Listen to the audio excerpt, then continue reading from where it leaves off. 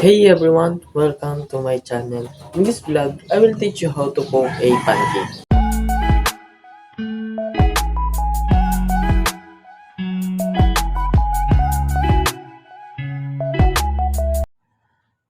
Step 1. Mix all the ingredients.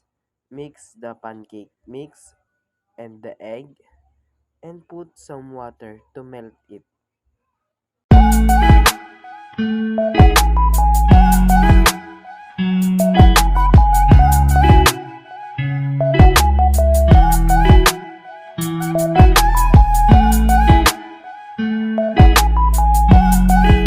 A few moments later.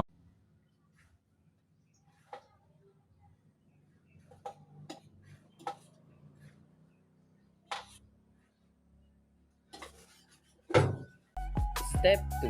Let's cook our pancake.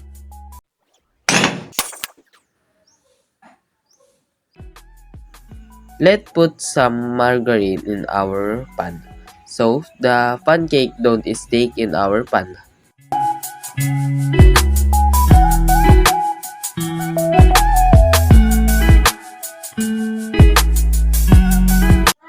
If the margarine is already melted in our pan, let's put our pancake.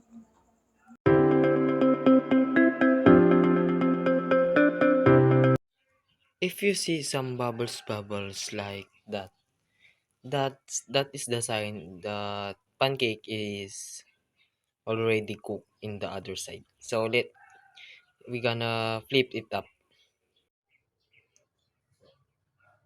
Using spatula, we gonna flip our pancake.